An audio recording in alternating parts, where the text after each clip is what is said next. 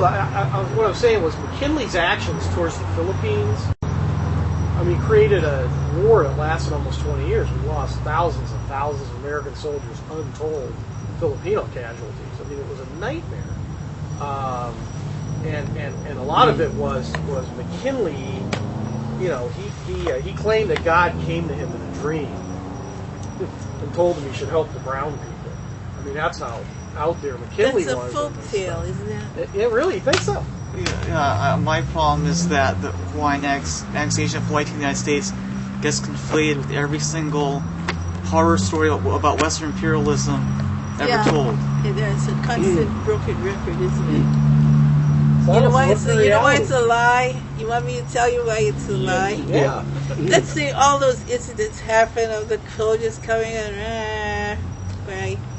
That's the picture you get.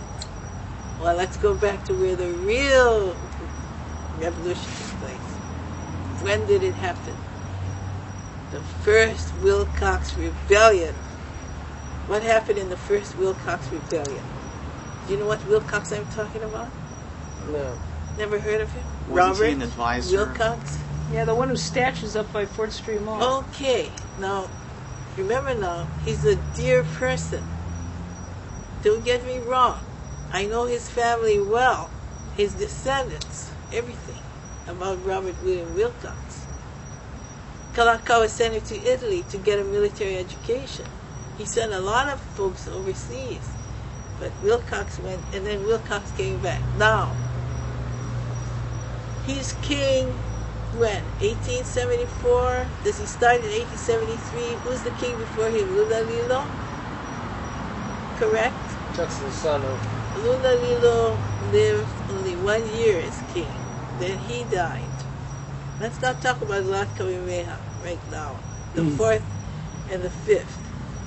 There's Kamehameha the 3rd, the 4th, then there's Kamehameha the 5th, right? Am I wrong?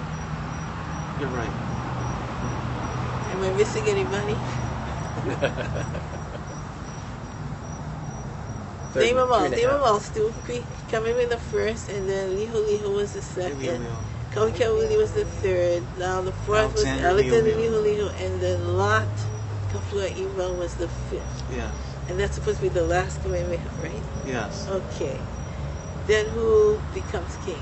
That was Lunalilo. Lunalilo lasts for 1 year and dies. And then who follows King him? David Kalakaua. Kalakaua, right.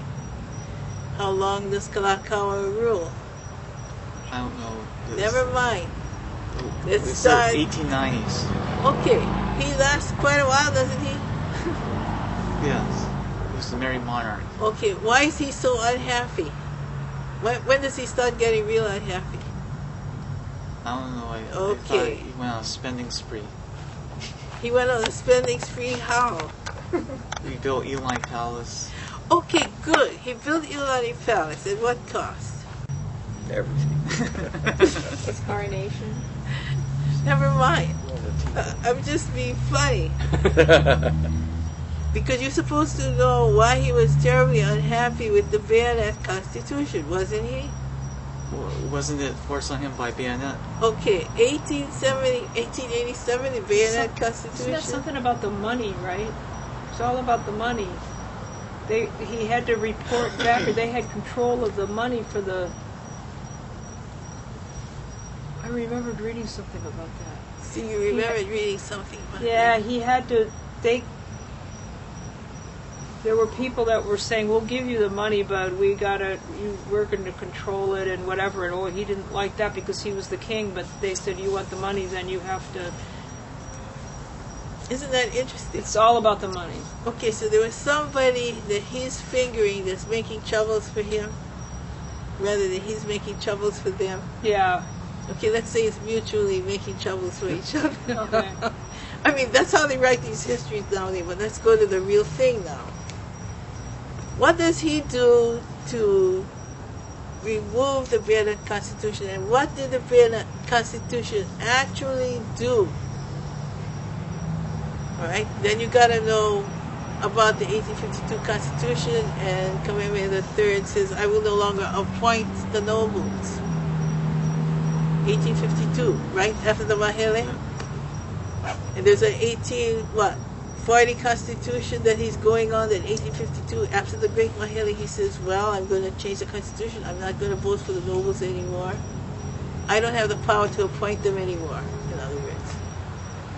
They're all going to be elected officers in the legislature. Plus, now we have a real Chief Justice, and then we have all of these other but I'm quitting. So, how does the appointed power come back to the sovereign to make him an absolute, practically absolute monarch? When does it happen? After 1864, right? 1862, who dies? Alexander. Who dies before him? The heir, Kaleopapa, the prince. Alexander then dies. When? 1863, 62, 63. When is the Civil War over 65. in the United States? 1865. Good. Now we can put these things on the table again. What's the Emancipation Proclamation about? About freeing slaves. All they did was free the slaves that were fighting in the South, in the insurrection, not the border states. Okay. Who is, among the kings, a 33rd degree Mason? No! I didn't say. I say Hawaiian kings. Just kidding. Come on, stop it. But alright, that's funny. In fact, we can get it. If there's a secret government, and if there's supposed to be intrigue, then it should be understood, shouldn't it? Where the intrigue is coming from. If there is, if you can blame anything, let's blame religion. It's easy to blame religion all the time.